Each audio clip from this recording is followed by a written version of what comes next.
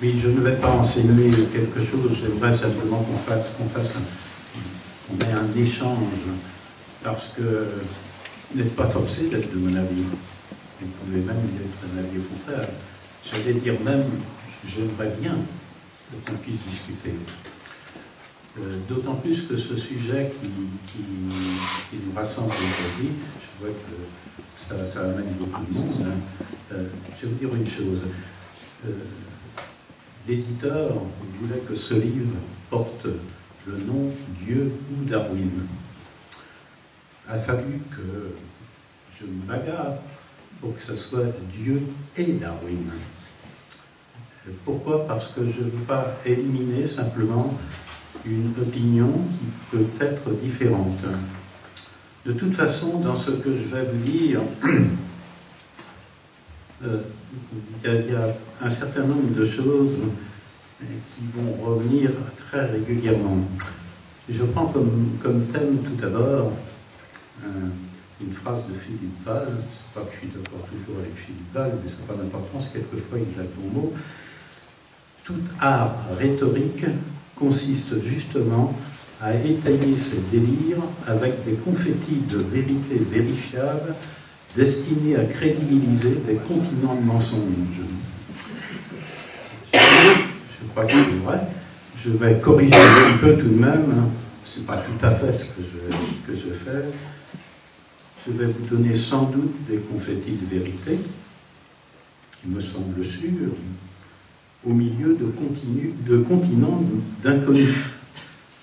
Et je suppose que, enfin moi j'ai découvert que l'immensité de l'inconnu qui existe. Savez-vous que, par exemple, en ce qui concerne la matière que l'on connaît, qu'on croit connaître bien, on n'en connaît bien que 5%.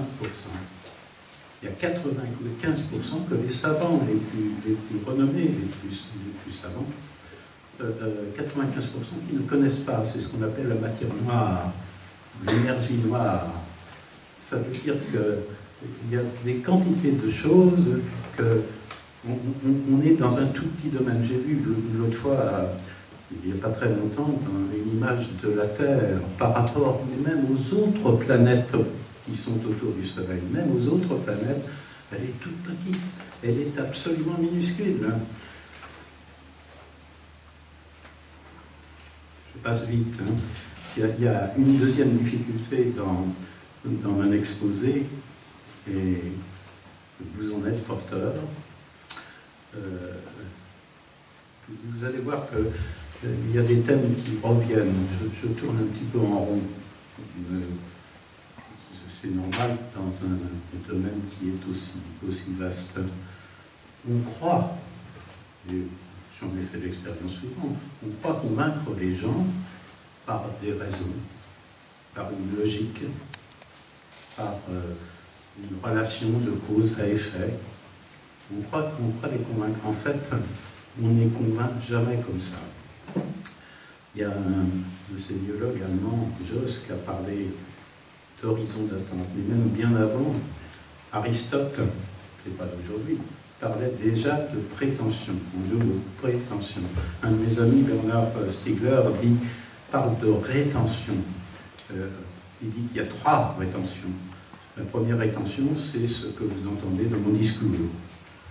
La deuxième, c'est que ce que vous avez entendu hier, avant-hier, et puis depuis le début de votre vie, ce que vous avez lu, ce que vous avez compris, c'est la deuxième rétention. La troisième, eh bien, c'est même les meubles qui vous entourent, c'est les objets qui vous entourent, qui sont aussi des objets de mémoire. Et je crois qu'on convainc mieux par l'horizon d'attente que par la logique. J'irai plus loin tout à l'heure.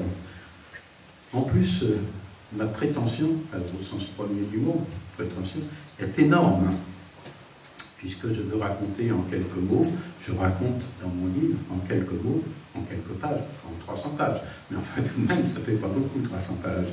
Ce qui s'est passé pendant 4 milliards 500 millions d'années. Vous vous rendez compte, depuis la création, ainsi la création, depuis l'origine du monde jusqu'à maintenant. Et j'ajoute, ma prétention va jusqu'au futur. Et quand je vois vos regards, et quand je me balade sur la route, je racontais l'autre fois dans le métro, j'avais devant moi une jeune fille qui, dans le métro, on ne se parle pas, on ne parle pratiquement pas. Elle était devant moi, elle a commencé par rire, elle était dans ses pensées, et puis peu à peu, elle s'est mise à pleurer. Je me suis dit, quel univers, mais étranger complètement. C'est quelque chose de complètement... Derrida, qui est un de mes philosophes que j'aime bien, raconte quand la mort est... Quand quelqu'un meurt, c'est tout l'univers qui disparaît. Tout l'univers. Je vais vite, parce que j'aimerais qu'on puisse parler. Au départ, il y a le Big Bang, un nom qui a été donné par dérision aux découvertes qu'avait fait un savant russe et un prêtre belge, astronome français, qui était autour de Pie XII à l'époque, puisqu'il était président, je crois qu'il était président de l'Académie pontificale de sciences. Le Big Bang, c'est une espèce de concentration de toute la matière existante qui se met alors à exploser. Après, les savants ne peuvent pas remonter au Big Bang, ils remontent en général à peu près à 300 000 années après le Big Bang. Après, quand on monte plus loin, on ne peut plus rien. On ne découvre pas ce qui s'est passé.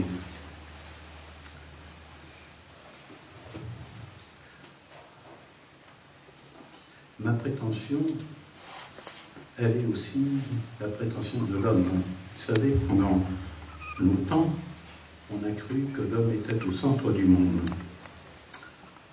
Puis, on a cru que c'était la Terre qui était au centre du monde. Géocentrisme.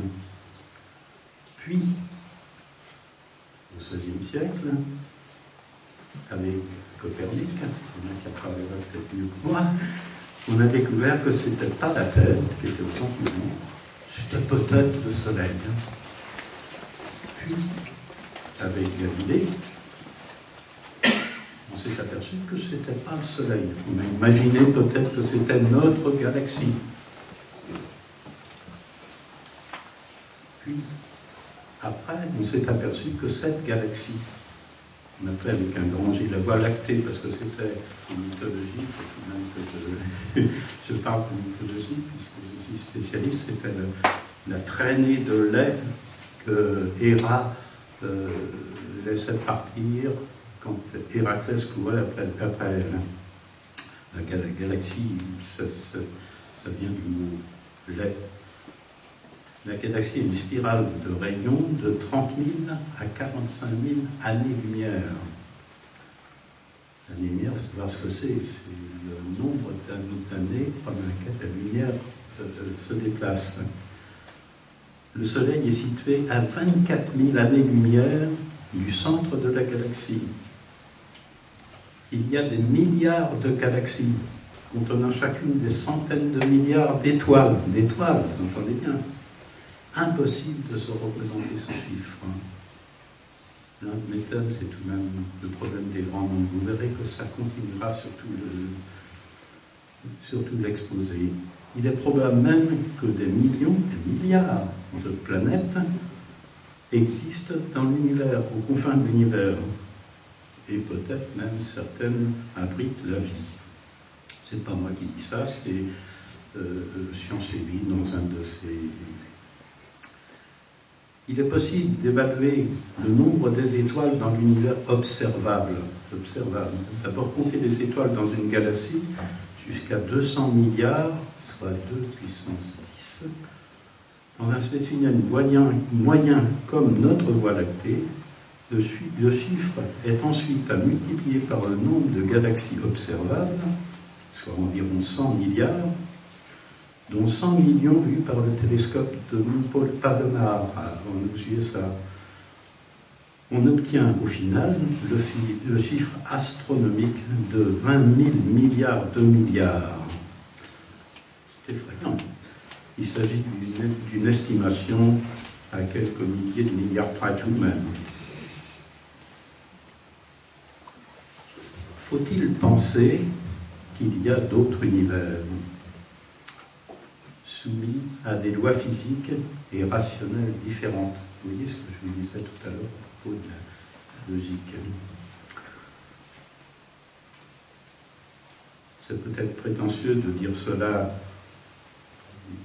pour moi, mais j'espère ne pas ébrouiller les livres sur la place publique comme Giordano Bruno l'a été en 1600.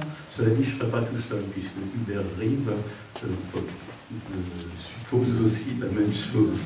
Mais peut-être donc, ça c'est très important pour moi, peut-être donc qu'il y a d'autres univers, peut-être d'autres univers habités, peut-être très loin, qu'on ne rencontrera jamais, avec des lois physiques différentes, avec une logique différente.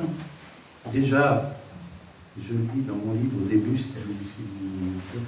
déjà les lois physiques, quand on traite de l'infiniment petit ou de l'infiniment grand, les lois physiques que l'on connaît ne sont plus respectées. La logique quantique, elle est plus la logique physique que l'on connaît tous les jours. La vie maintenant, la vie sur Terre, je reviens à un domaine qui est un peu plus proche de nous. J'aime à citer ce texte de Chateaubriand parce que je trouve qu'il est amusant, mais il est situé dans son temps. Dieu a dû créer et a sans doute créé le monde avec toutes les marques de vétusté et de compliments que nous lui voyons. En effet, il est vraisemblable que l'auteur de la nature planta d'abord des vieilles forêts et des jeunes taillis, que les animaux naquirent, les uns remplis de jour, les autres parés de grâce de l'enfance. Les chênes, en perçant le sol fécondé, portèrent sans doute à la fois des vieux nids de corbeaux et la nouvelle postérité des colombes. L'abeille, qui pourtant n'avait vécu qu'un matin, comptait déjà son ambroisie par génération de roses. Mais Dieu ne fut pas si méchant dessinateur des bocages d'Éden que les incrédules le prétendent. L'homme roi naquit lui-même à 30 années, afin de s'accorder par sa majesté avec les antiques grandeurs de ce nouvel empire. De même que sa compagne compta sans doute 16 printemps qu'elle n'avait pourtant pas vécu, pour être en harmonie avec les fleurs, les petits oiseaux, l'innocence, les amours, les jeunes parties de l'univers.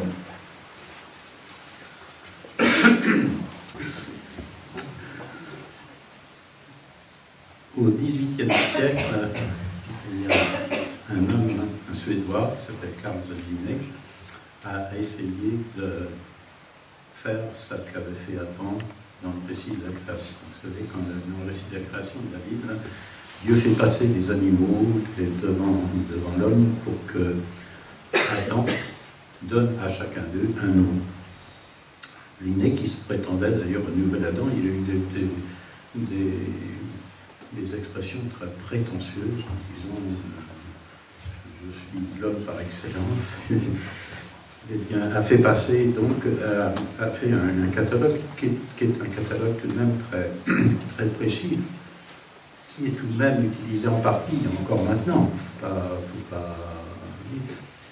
Le problème, c'est que on croyait, et même les savants, que les espèces étaient créées, étaient fixes, qu'elles ne changeaient pas. Dieu, il n'a pas l'idée de la création, avait créé des espèces animales, des espèces végétales, des espèces humaines, l'espèce humaine, d'une façon définitive, et que ça changeait plus. Alors il y en a un qui est venu derrière, c'est Cuvier, qui a découvert que, alors il a découvert des vestiges d'espèces qui avaient disparu.